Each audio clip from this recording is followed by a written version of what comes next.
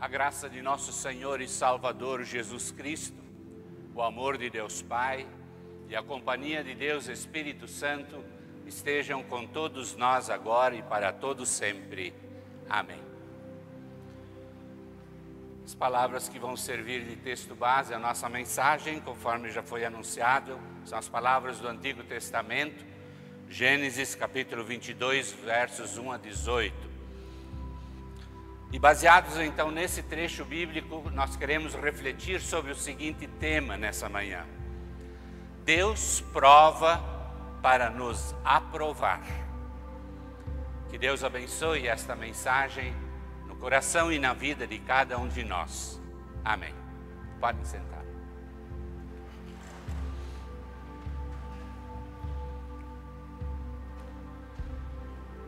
Meus queridos irmãos e irmãs na fé em Jesus Cristo, o nosso verdadeiro caminho, verdade e vida, nosso querido Salvador.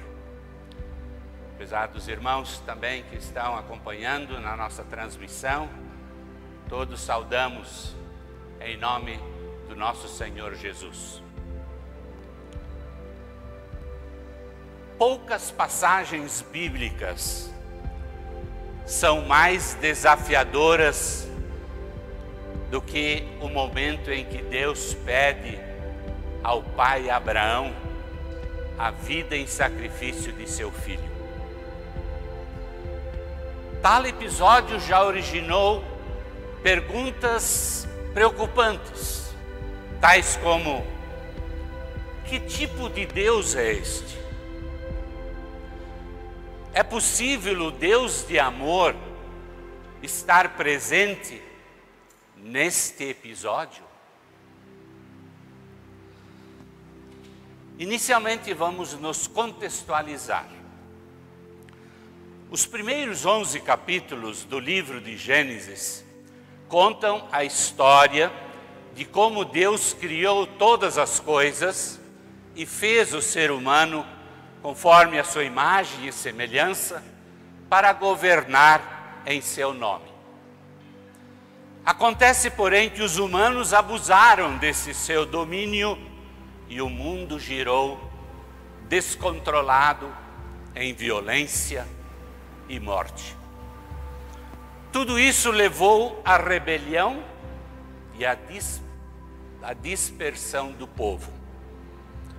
Repetidas vezes, Deus tentou estabelecer um relacionamento maduro com a obra da sua criação.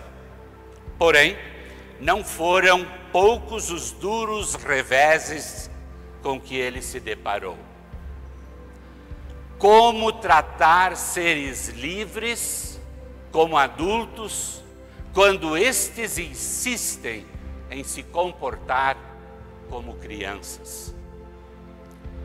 Deus então deixa de lado a ideia de restaurar a terra inteira de uma só vez e, a partir de uma colônia pioneira, forma uma nova raça preparada para governar toda a terra. Deus chama então um homem de nome Abrão.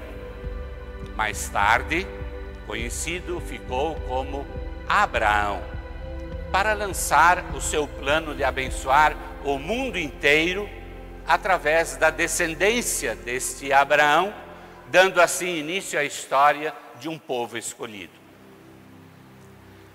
Mas daí surgiu um problema. Abraão não tem filhos. A sua esposa Sara é estéril. Embora este problema ocorra nos bastidores da família de Abraão, Deus reafirma esta promessa e diz: um dia Abraão terá um filho e seus descendentes formarão uma imensa nação.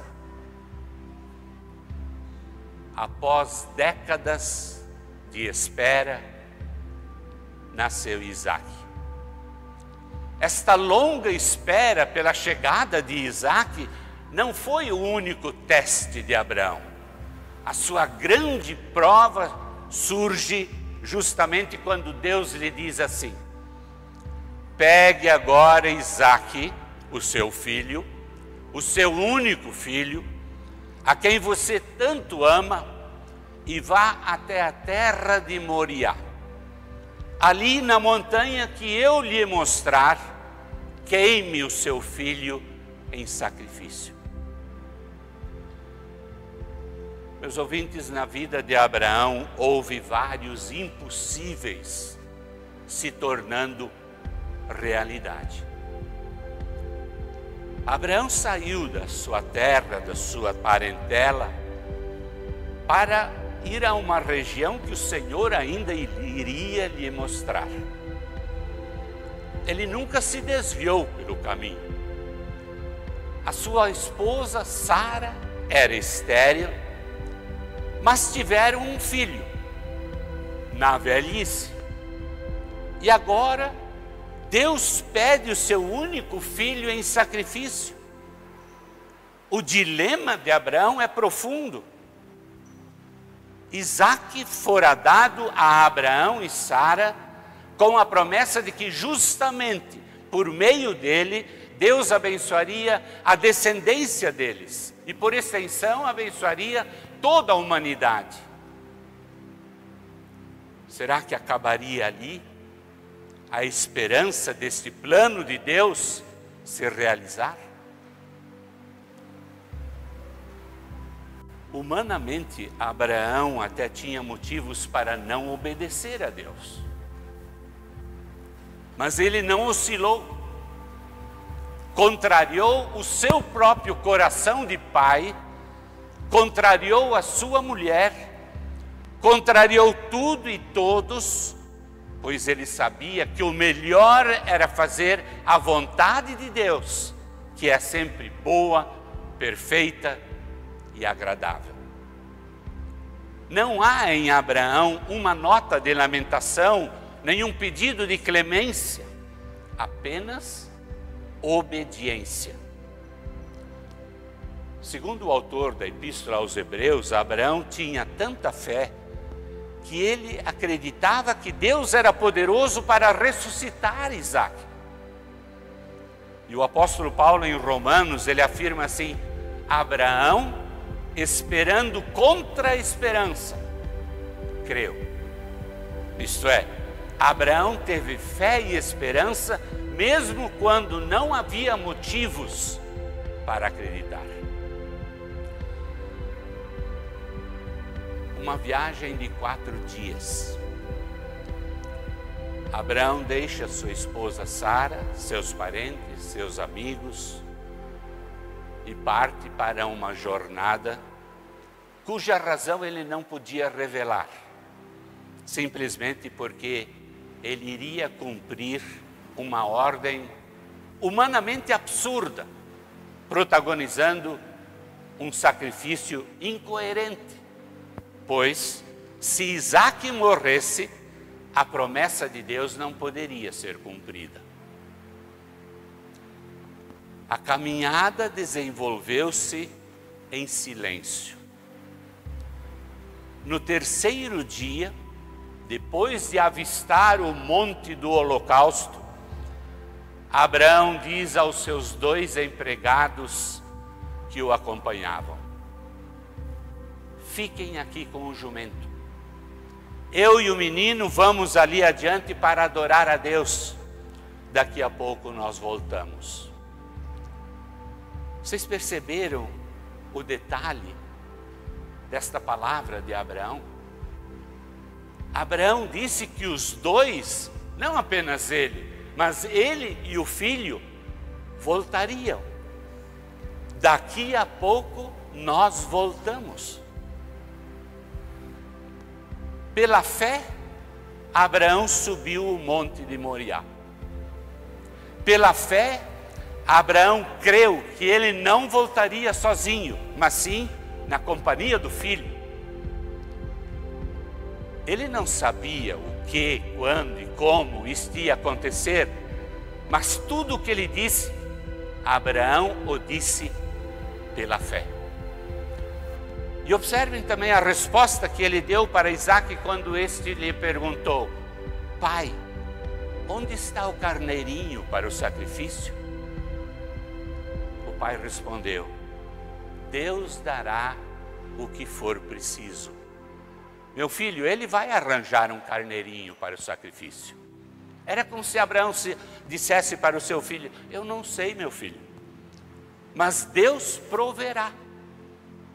Não vamos pensar nisso agora, basta cada momento o seu mal. Agora o que temos que fazer é subir para a montanha. E este Abraão, este pai que dissera: nós voltaremos e Deus proverá, ele leva o seu filho para o alto do monte, prepara o altar, deita o filho sobre o altar, levanta a mão, e quando ia baixá-la para degolar o adolescente, o anjo do Senhor interveio dizendo-lhe: não machuque o menino. Agora eu sei que você teme a Deus, pois não me negou o seu filho, o seu único filho. Meus ouvintes, que provação. A fé que nós vemos aqui é uma fé que obedece, mesmo que não entenda. Aliás, se nós precisamos entender, deixa de ser fé. Se nós precisamos ver, deixa de ser uma esperança. Meus ouvintes, uma leitura superficial desta história de Abraão e Isaque, com certeza, facilmente nos levará a perguntas semelhantes como estas que no início nós colocamos. Que tipo de Deus de amor é este? Entretanto, se nós examinarmos a história no contexto das profecias, ela assume um significado infinitamente maior. Inclusive, nós deixaremos então de questionar a Deus por ter exigido isso, e a nossa pergunta será modificada, será outra. Perguntaremos então: o que Deus pretende nos ensinar com tudo isso? Na verdade, a vida dos profetas no Antigo Testamento espelharam cenas em miniatura, por assim dizer, das coisas que Deus futuramente realizaria em bem maiores proporções.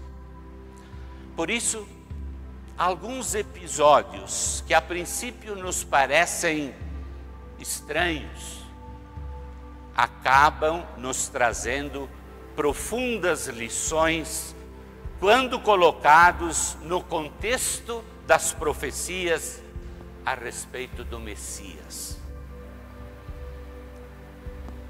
O foco principal de toda a Bíblia Sagrada é Jesus. E na história de hoje, isso está presente também. Observemos alguns similares entre esta história e a história de Jesus. Tanto Isaque como Jesus são filhos amados. Tanto Isaque como Jesus foram esperados por um longo tempo. Tanto Isaque como Jesus nasceram em circunstâncias milagrosas. Ambos carregaram nas costas a madeira que seria usada nos seus sacrifícios. E nos dois casos, o pai lidera o filho e o filho segue passivamente rumo à própria morte, no alto do monte. O que significam todos estes paralelos? Abraão e Isaque apontam para além de si mesmos. Eles apontam para o Messias prometido. essa história real é um drama humano intensamente pungente e nos faz pensar e refletir sobre a maior redenção que mais tarde Deus realizaria por meio de um descendente especial, Jesus Cristo. Mas uma troca acontece. O carneiro no lugar de Isaque. Pois tal troca aponta para a maior troca que acontece na cruz do Gólgota, ou seja, o Filho de Deus no lugar de cada um de nós. Deus envia o seu próprio Filho para a morte e através dela beneficia a humanidade inteira com perdão e salvação. Com base neste sacrifício, o apóstolo Paulo pronuncia uma das mais fortes mensagens de esperança e de consolo nas páginas das Escrituras. Ele diz: pois eu tenho a certeza de que nada nos pode separar do amor de Deus, nem a morte, nem a vida, nem os anjos, nem outras autoridades ou poderes celestiais, nem o presente, nem o futuro, nem o mundo lá de cima, nem o mundo lá de baixo. Em todo o universo, não há nada que nos possa separar do amor de Deus, que é nosso, por meio de Cristo Jesus, o nosso Senhor. Abraão passou na prova.